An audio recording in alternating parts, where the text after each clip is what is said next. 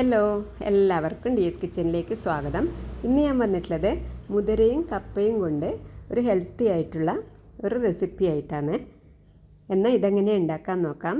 പിന്നെ നിങ്ങൾ ആദ്യമായിട്ട് എൻ്റെ ചാനൽ കാണുന്നുണ്ടെങ്കിൽ എല്ലാവരും ഒന്ന് സബ്സ്ക്രൈബ് ചെയ്ത് സപ്പോർട്ട് ചെയ്യണേ. വീഡിയോ ഇഷ്ടപ്പെട്ടാൽ ലൈക്ക് ചെയ്യാൻ മറക്കല്ലേ.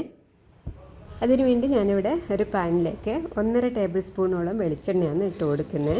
അതിലേക്ക് 1 ടീസ്പൂൺ കടുകും 2 വറ്റൽമുളകും 2 തണ്ട് കറിവേപ്പിലയും ഒരു സവാളയും കൂടി ഇട്ട് ഒന്ന് വഴറ്റിയെടുക്കണം. എല്ലാം ഒന്ന് വഴന്ന് വന്നിട്ടുണ്ട്. അതിലേക്ക് നമ്മൾ അരമുറി തേങ്ങയാണ് ഇട്ട് കൊടുക്കുന്നത്. അതും കൂടി മിക്സാക്കി എടുക്കാം. ഇതിലേക്ക് 1/2 ടീസ്പൂൺ മഞ്ഞൾപ്പൊടിയും 1/2 ടീസ്പൂൺ മുളക് പൊടിയും കൂടി ഇട്ട് കൊടുക്കുന്നുണ്ട്. എല്ലാം കൂടി ഒന്ന് മിക്സാക്കിയതിന് ശേഷം നമ്മൾ വേവിച്ച് വെള്ളം ഊറ്റി വെച്ച കപ്പയാണ് ഇട്ട് കൊടുക്കുന്നത്. ഇനി ഇതിലേക്ക് തലേ ദിവസം നമ്മൾ വെള്ളത്തിലിട്ട് കുതിർത്ത് വെച്ച മുതിര വേവിച്ചതാണ് ഇട്ട് കൊടുക്കുന്നത്. ഇനിയിപ്പോൾ ഇതെല്ലാം കൂടി ഒന്ന് നല്ലതുപോലെ മിക്സാക്കി എടുക്കാം. മുതിരയും കപ്പയും എല്ലാം നല്ലതുപോലെ ഉടഞ്ഞു വരണം.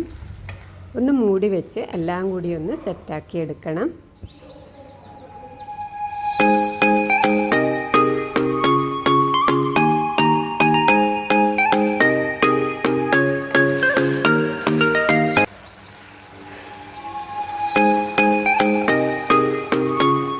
അപ്പോൾ ഇതാ നമ്മുടെ മുതിരയും കപ്പയും വെച്ചത് ഇവിടെ റെഡിയായി വന്നിട്ടുണ്ട്. നിങ്ങളെല്ലാവരും ട്രൈ ചെയ്തോളൂ കേട്ടോ.